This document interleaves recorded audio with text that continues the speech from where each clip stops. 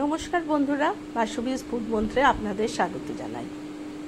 আজকে বেশ গরম, কিন্তু বিকেল থেকে দেখছি ঝড় বৃষ্টি শুরু হয়ে গেছে, তাই ইচ্ছে হলো একটু ঠান্ডা ঠান্ডা জিনিস তৈরি করি আজকে। তো আমি আজকে তৈরি করছি কাস্টার্ড, যেটা ম্যাঙ্গো ফ্লেভার। যেহেতু গরম পড়ে গেছে, এই সময় আমের গন্ধটা খুবই ভালো লাগে, তাই আমি ম্যাঙ্গো ফ্লেভারের কাস্টার্ড একটু তৈরি করছি। তো ভাবলাম আপনাদের সঙ্গে রেসিপিটা শেয়ার করে নিই, তাই জন্য আপনাদের দেখাচ্ছি আমি কিভাবে এই কাস্টার্ডটা কি উপকরণ দিয়ে তৈরি করলাম। সাধারণত আমরা ফল দিয়েই কাস্টার্ড তৈরি করি, কিন্তু আমি এখানে ফলের বদলে নিয়েছি একটু অন্য জিনিস, সেটা হলো লাচ্চা সেমাই। কিছুটা লাচ্চা বাড়িতে ছিল, সেই লাচ্চাটা দিয়েই আমি এই কাস্টার্ডটা তৈরি করেছি, আর কিছু ড্রাই ফ্রুটস ইউজ করেছি। তো বন্ধুরা, আমার যখন এটা তৈরি হয়ে গেছিল, তখন এটা কিন্তু আমি ঠান্ডা করে নিয়েছিলাম ফ্রিজের মধ্যে 1 ঘন্টা রেখে, তারপরে কিন্তু সবাইকে পরিবেশন করেছিলাম। তো যাই হোক, আপনাদের দেখাই কিভাবে আমি এটা তৈরি করলাম। প্রথমে একটা বোলে নিয়ে নিয়েছি রুম টেম্পারেচারে থাকা একটু গরুর দুধ। তার মধ্যে দিয়ে দিচ্ছি আমি 3 চামচ ম্যাঙ্গো ফ্লেভার্ড কাস্টার্ড পাউডার। এটাকে ভালো করে গুলে নিচ্ছি যেন কোনো লাম্প না থাকে। এটা কিন্তু ঠান্ডা দুধেই, রুম টেম্পারেচারের দুধেই কিন্তু গুলতে হবে। তো এটা গুলে নিয়ে আমি একটা সাইডে রেখে দিলাম। এবার ওভেনে একটা কড়াই বসিয়েছি, তার মধ্যে দিয়ে দিচ্ছি আমি 2 চামচ ঘি। সাধারণ ঘি, আমরা যেটা বাড়িতে ব্যবহার করি, ভাতের সঙ্গে খাই, সেই ঘি। 2 চামচ ঘি একটু গরম হয়ে যাওয়ার পরই এর মধ্যে আমি দিয়ে দিচ্ছি ছোট ছোট করে টুকরো করে রাখা লাচ্চা সেমাই। যদিও লাচ্চা সেমাই একটা ঘিয়ের গন্ধ থাকে, তাও আমি এটা অল্প একটু ঘি দিয়ে নেড়ে নিচ্ছি। লাচ্চা সেমাইটা দেওয়ার পর অনবরত নাড়তে হবে, না হলে পুড়ে যেতে পারে। তো এইভাবেই ঘিয়ের মধ্যে আমি লাচ্চা সেমাইটা কিন্তু নেড়ে নিচ্ছি।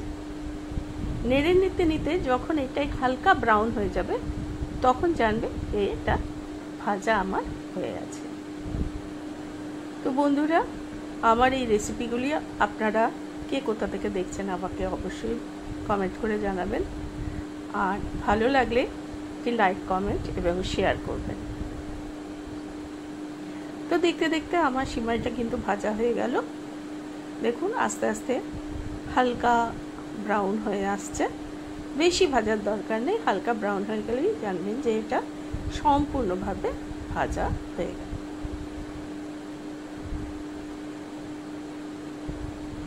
ভাজা হয়ে যাওয়ার পর এটা আমি আলাদা করে তুলে রেখে দেব। এই যে দেখুন বন্ধুরা, ভাজা হয়ে গেছে। এবার নিয়ে নেব আমি 2 কাপ দুধ, জাল দেওয়া গরুর দুধ। 2 কাপ দুধ নিয়ে সেটা একটু গরম করছি। এটা যেহেতু মিষ্টি মিষ্টি হবে, সেই জন্য এর মধ্যে দিয়ে দেবো আমি চিনি। তার জন্য দিলাম আমি 5 চামচ মোটামুটি চিনি। আর আপনারা যদি বেশি মিষ্টি খান, তাহলে আরেকটু বেশি মিষ্টিও আপনারা দিতে পারেন, তবে আমরা খুব কম মিষ্টি খাই, ওই জন্য 5 চামচ চিনিতেই আমার হয়ে গেল। চিনি দিয়ে দুধটাকে আবার আমি ফোটাতে লাগলাম। ফোটানোর পর যখন বেশ ভালোভাবে ফুটে গেল, তখন সেই গোলা কাস্টার্ডটা যে দুধের মধ্যে গুলে রেখেছিলাম, সেই মিক্সচারটা এর মধ্যে ঢেলে দিলাম এবং হাতা দিয়ে অনবরত কিন্তু এই সময় নাড়তে হবে। এই সময় না নাড়লে এটা কিন্তু তলায় লেগে যাবে এবং পোড়া গন্ধ ছাড়বে, তখন কিন্তু এই কাস্টার্ড একদম ভালো লাগবে না। তাই জন্য খুব কেয়ারফুল থাকতে হয় এই সময়টা, এবং অনবরত এটাকে নাড়তে হবে এবং দেখতে হবে এটা কতটা দুধটা গাঢ় হলো।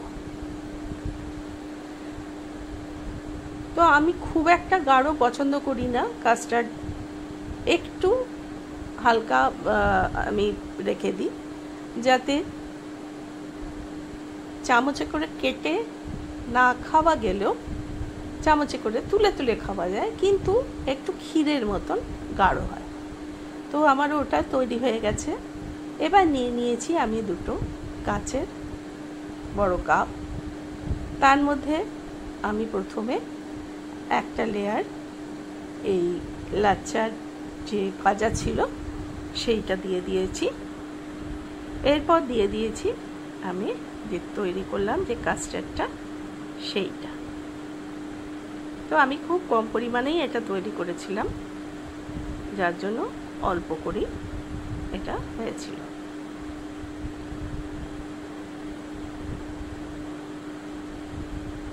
আমি যখন এটা তৈরি করছিলাম বন্ধুরা, তখন কিন্তু বাইরে ঝড় বৃষ্টি শুরু হয়ে গেছে, বেশ ঠান্ডা ঠান্ডা হাওয়া দিচ্ছিল। তখন মনে করলাম যে যখন তৈরি করতে শুরু করলাম তখন ছিল গরম, আর এখন ঝড় বৃষ্টি শুরু হয়ে গেল। তো যাই হোক, এইভাবে আবার এক প্রস্থ ওর ওপর লাচ্চা দিয়ে আমি বাকি যে কাস্টার্ডটা ছিল ওর ওপর একটু সাজিয়ে দিলাম। এরপর কিছু ড্রাই ফ্রুটস আমি এর সঙ্গে দেব। তার জন্য নিয়ে নিয়েছিলাম বাড়িতে থাকা কাজু আর কিশমিশ। তো কাজুগুলো ছোট্ট ছোট্ট করে টুকরো করে নিয়েছিলাম। তো সেই 2-3 চামচ করে কাজুর টুকরো আর 2 চামচ করে কিশমিশ আমি এর ওপর দিয়ে দিলাম। এখানে আপনারা পেস্তা, অন্যান্য বাদামের টুকরোও দিতে পারেন, অনেকে চেরির টুকরোও দেয়, আপনি চেরির টুকরোও দিতে পারেন। আবার ফল দিয়ে তো হয়, আপনাদের আগেই বলেছি। তো এইভাবে হয়ে যাওয়ার পর বন্ধুরা এইরকম দেখতে হয়েছে। এটা কিন্তু আমাকে এখন 1 ঘন্টা ফ্রিজের মধ্যে রাখতে হবে ঠান্ডা করার জন্য, কারণ এটা এখন যথেষ্ট গরম, আর এই গরম অবস্থায় কাস্টার্ড তো মোটেই ভালো লাগবে না। এই জন্য আমি এটা এরপর ফ্রিজের মধ্যে ঢুকিয়ে দিলাম। 1 ঘন্টা পর আমি কিন্তু বার করে আনলাম। হ্যাঁ, দেখলাম সম্পূর্ণ জমে গেছে, আমার কাস্টার্ড সম্পূর্ণ রেডি হয়ে গেছে।